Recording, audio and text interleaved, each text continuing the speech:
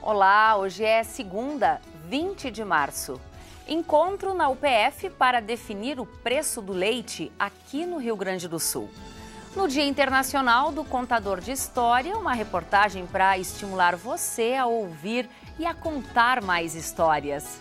E o quanto o mundo dos sonhos e da fantasia, impulsionado pela contação de histórias, contribui para o desenvolvimento infantil. Nós vamos falar sobre este assunto aqui no estúdio. E ainda a segunda Copa Lagoa UPF de Mountain Bike, que reuniu ciclistas de todo o estado.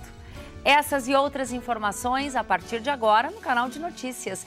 Então fique com a gente, porque aqui você encontra mais conteúdo.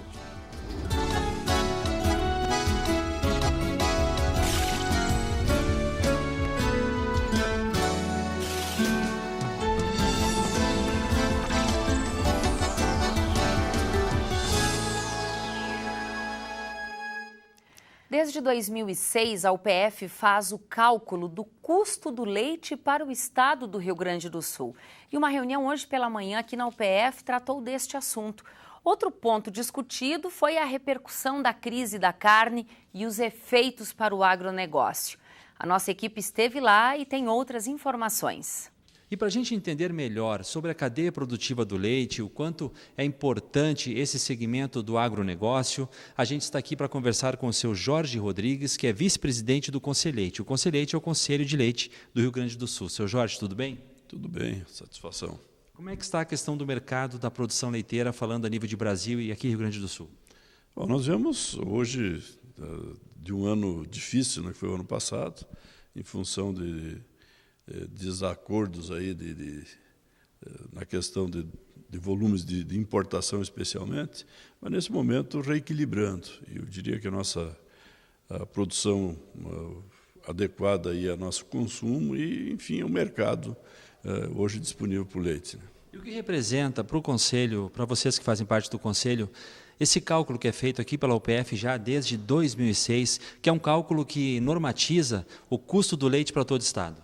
Na verdade, esse é um processo já consolidado, né, do Conselheite e essa parceria com o UPF, que é quem coordena a Câmara Tec, que hoje está reunida, inclusive, fazendo uma discussão e uma reavaliação dos cálculos dos custos de produção, tanto da indústria quanto do produtor.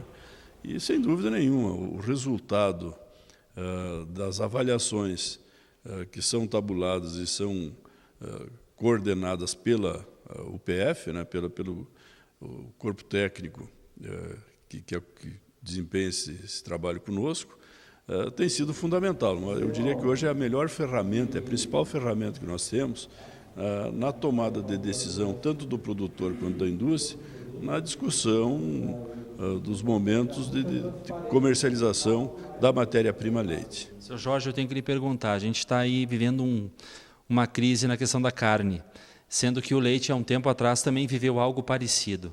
De que forma é garantida a qualidade do leite? O senhor que representa uma categoria importante. Olha, eu diria que da mesma forma que é garantida a qualidade da carne. Nós temos, e é com bastante sentimento que a gente fala isso, porque vê a forma como foi jogada a notícia, a manchete que se fez, de um processo que eu acho que é muito importante, como foi com o leite. Né?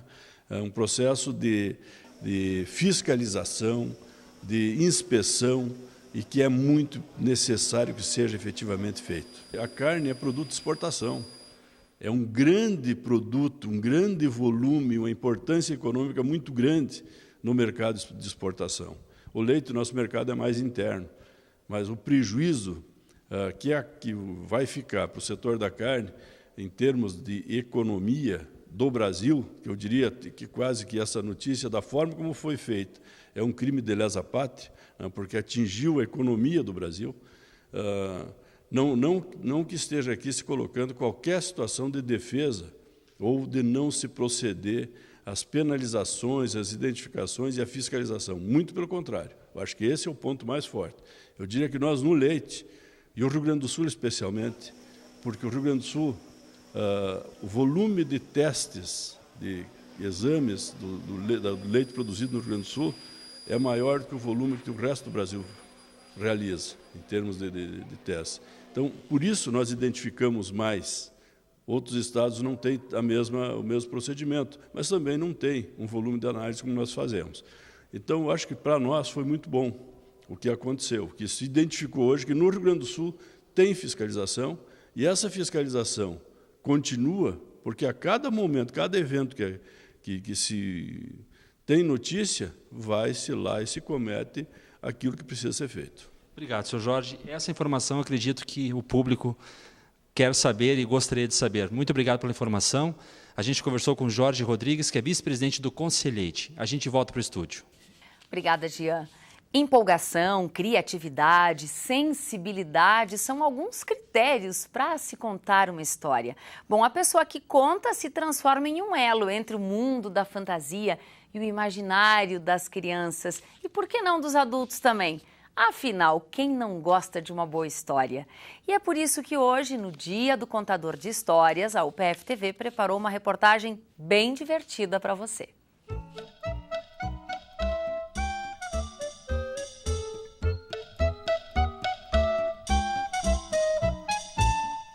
Você conhece alguma historinha?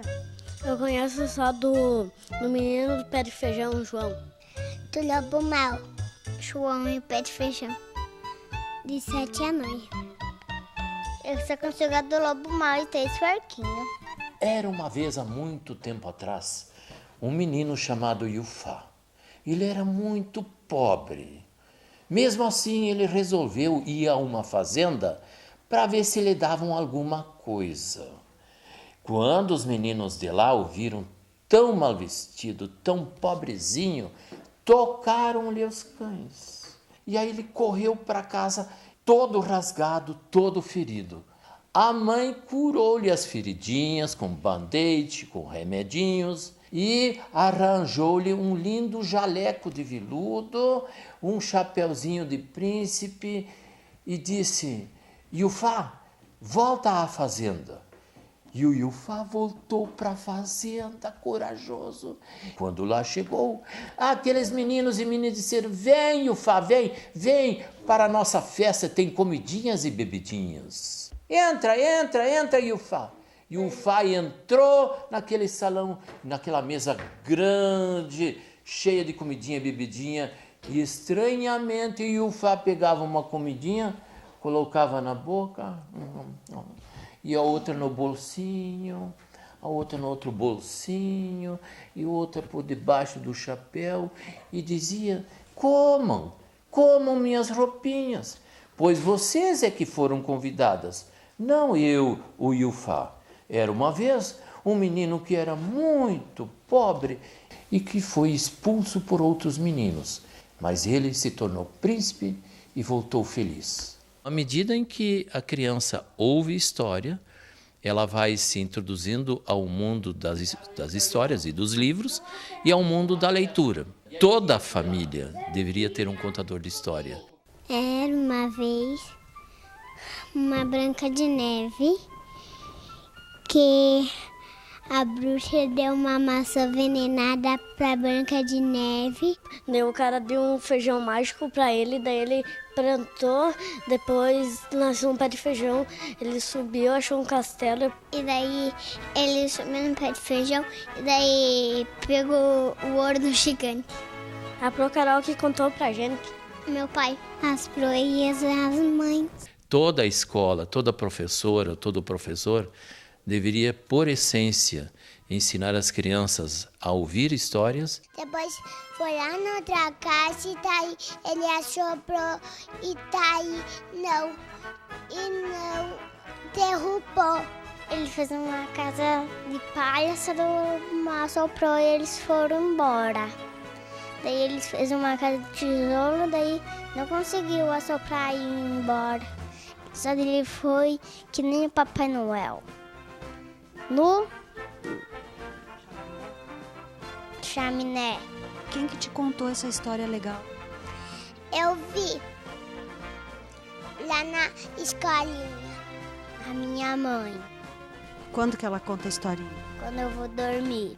Desde a infância, eu via meus avós e meus pais contando histórias E aí eu contava para os meus irmãos menores. O que significa para você ser um contador de histórias? Ouvidos, atenção total. De certa forma, um artista, porque eu dou vida às palavras que estão contidas nos livros, é o prazer de contar a história, de escolher a palavra certa, de escolher a história e de dar uma certa entonação, uma gesticulação, criar um ambiente.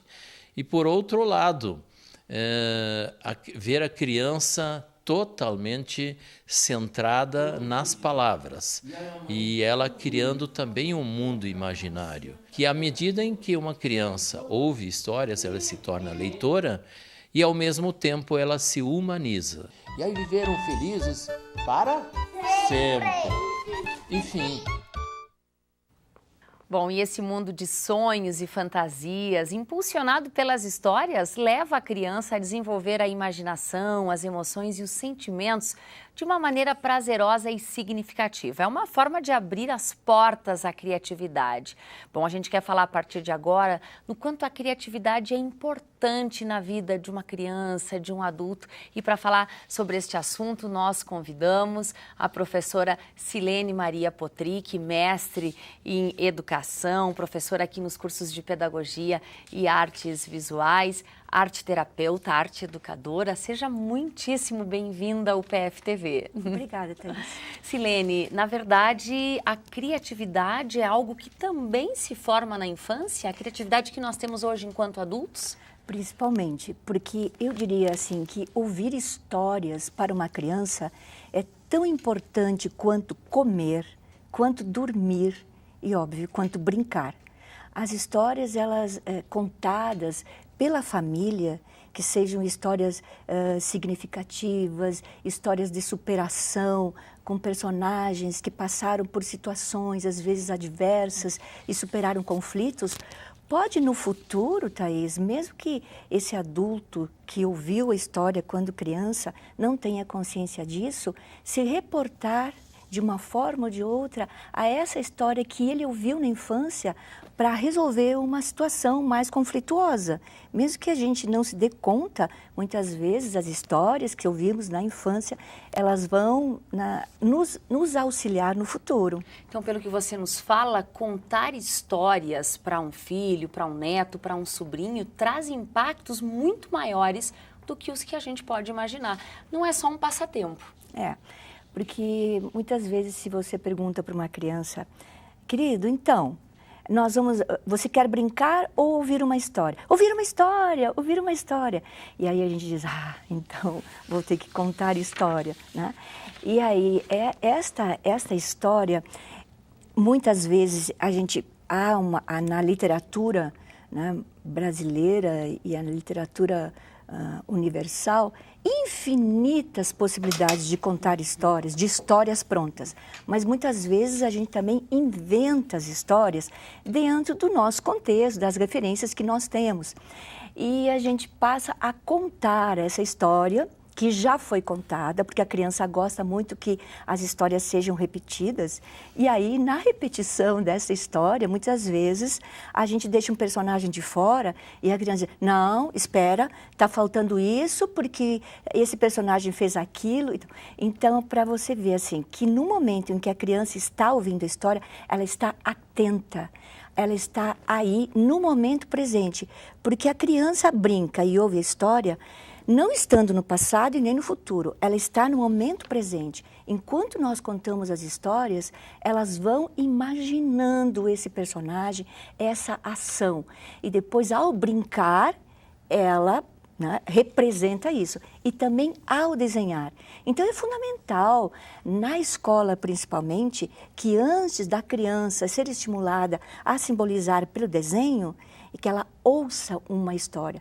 E tenho certeza absoluta que todas as professoras que trabalham com crianças, primeiro estimulam a criança com uma bela história, para depois a criança desenhar. Porque, como eu digo para as minhas alunas, do nada sai nada. É preciso que a imaginação seja alimentada para depois ela produzir. Bom, teríamos muito aqui o que falar. Agora, a escola tem um papel, a família tem outro. O que na sua visão, Silene, não é bacana acontecer com uma criança no que se refere à contação de histórias e ao possível estímulo à criatividade? Olha, por experiências que a gente vem acompanhando, crianças, e também pela experiência de mãe e de tia, é fundamental que a família invista um tempo, mesmo que seja um tempo mínimo, para sentar ao lado dessa criança e que essa história não seja só no virtual, que não seja só o uso do tablet ou do telefone, mas que a criança possa folhear um livro e, ao mesmo tempo que a história vai sendo narrada, ela possa olhar as imagens.